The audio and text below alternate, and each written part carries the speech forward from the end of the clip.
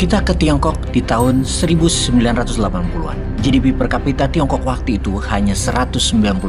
Dibandingkan Indonesia di tahun 1980, GDP per kapitanya adalah $492 alias Indonesia 2,5 kali lebih kaya dari Tiongkok rakyatnya di masa itu. Kemudian di tahun 1990, GDP per kapita Tiongkok adalah $217.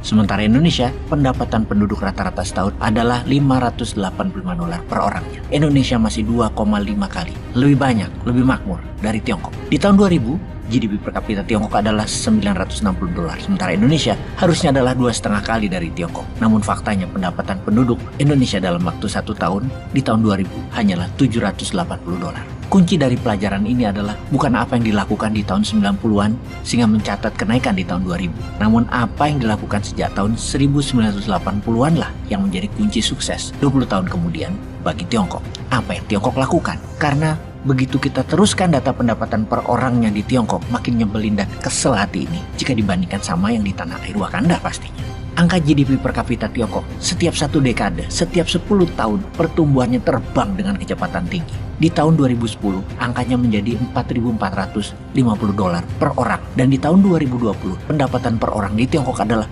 $10.500. Yang mana diprediksi di tahun 2030 Tiongkok akan menjadi negara dengan pendapatan per orang per tahunnya adalah $25.000. Sekali lagi kita pertanyakan, apa yang dilakukan oleh Tiongkok sejak tahun 1980-an hingga saat ini?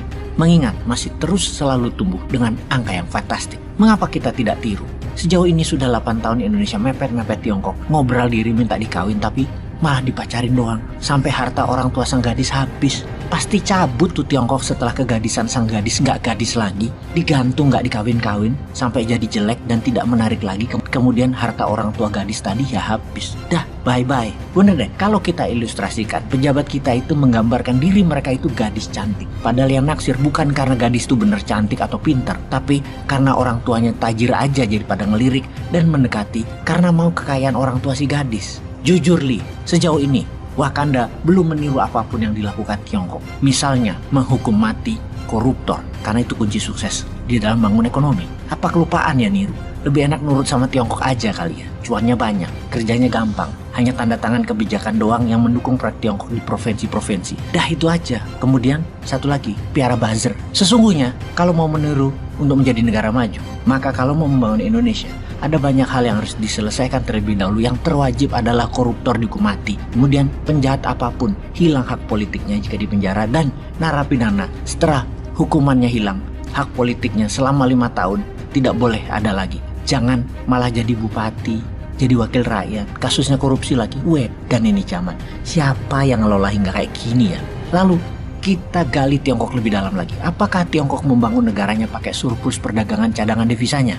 Apa pakai FDI, Foreign Direct Investment seperti yang kita lakukan? Atau pakai apa? Tiongkok membangun negaranya pakai surplus perdagangan cadangan devisanya? Maka jawabannya adalah tidak. Karena waktu mereka memulai membangun di tahun 80-an di awalnya, di masa Deng Xiaoping, mereka tidak punya uang sama sekali dan tidak ngutang tapinya. Karena sungguh, siapa yang mau ngutangin Tiongkok waktu itu? Kalau pertanyaannya apakah pakai FDI, Foreign Direct Investment atau investasi asing? Ya nggak juga. Siapa yang mau invest di negara komunis otoriter di tahun 80-an itu? Ini kuncinya yang harus kita pelajari. Lalu pakai apa? Kita tambahin biar nambah penak palamu. Bagaimana Korea Utara bisa hidup tanpa IMF, tanpa World Bank, dan bisa memproduksi senjata nuklir? Nah, bingung kan? Kita lanjut.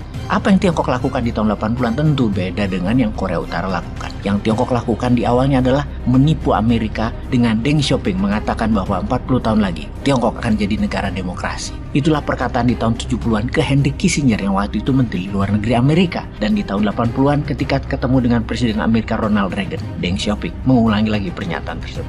Mengapa kita mengatakan Tiongkok menipu Amerika? Karena hingga saat ini Tiongkok tetap berideologi komunis sosialis, bukan liberal kapitalis demokrasi seperti Amerika. Dari janji mau jadi negara demokrasi, maka yang kedua adalah yang dilakukan. Di dalamnya tetap melakukan reformasi ekonomi. Apa yang dilakukan sehubungan dengan reformasi ekonomi? Bebas pajak panjang di Tiongkok. Kalau asing mau menjadikan Tiongkok pabriknya untuk produksi mereka yang digaransi harganya nanti akan jauh lebih hemat hingga tinggal 30% COGS-nya, cost of goods sold-nya atau HPP-nya atau harga pokok pembeliannya. Modal usaha, CAPEX, capital expenditure investasi turun tinggal 30%. Siapa yang nolak? Itulah awal tahun 80-an, kawasan ekonomi khusus dibangun di 4 wilayah di Tiongkok. Apalagi reformasi ekonomi yang dilakukan oleh Deng Xiaoping, mempermudah izin, hanya 1 minggu selesai dan bisa bangun pabrik di kawasan industri, kawasan ekonomi khusus yang tanahnya tidak perlu beli. Langsung jadi aset perusahaan karena bagian dari setoran BUMN Tiongkok di perusahaan asing tadi. Efek langsung kebijakan Deng Xiaoping adalah transaksi perdagangan Amerika Tiongkok meningkat. Dari tahun 70-an itu awalnya adalah 5 juta dolar, di akhir tahun 70-an menjadi 142 juta dolar, dan di tahun 80-an menjadi 2,5 billion dolar. Salah satu yang awal-awal masuk perusahaan Amerika di Tiongkok adalah Pullman Kellogg dengan 8 pabrik pupuk amonia yang akhirnya mereka menjadi pengendali pangan dunia sekarang. Syarat kedua masuk perusahaan asing adalah transfer teknologi, transfer keterampilan, dan transfer knowledge dengan janji produksi menggunakan tenaga kerja Tiongkok, jam kerja lebih panjang, dan hasilnya lebih banyak. Dan dalam 10 tahun semua itu tercapai. Budaya kerja keras bangsa Tiongkok terbukti diterima pihak barat sebagai konsep ekonomi murah, cepat, dan banyak. Walau tidak manusiawi, namun bagi kapitalis, what the hell? Dan bagi komunis, what the hell juga, yang penting lu rakyat pada makan kan? Yang menarik adalah kerjasama asing dengan lokal. Pihak Tiongkok selain setorannya lahan adalah masuk memiliki 20% saham. Mereka adalah BUMN-nya Tiongkok. Orang-orang BUMN Tiongkok tadi tugasnya cuma 2. Pertama, ngurusi izin dan menciptakan hubungan positif dengan pejabat. Yang kedua adalah mengurus logistik transportasi. Di Tiongkok itu tidak ada isu sosial atau isu kedarahan. Kalau ada masalah atau macam-macam, semua disikat. Di tahun 1980-an dan 1990-an ada 300 perusahaan Amerika masuk ke Tiongkok, dengan Coca-Cola dan General Motors masuk paling besar di awal-awalnya tersebut. Total investasi mencapai 10 billion dolar, yang mana saat ini telah menjadi lebih dari 4.500 perusahaan Amerika dan pihak barat, termasuk Korea Selatan dan Jepang, di Tiongkok dengan nilai kapitalisasi pasar senilai 3 triliun dolar. Bisa Indonesia tiru nggak kira-kira? Sudah 10 tahun kok nggak mulai-mulai niru sih, malah korupsi hukumannya dikurangi. Piye Jal?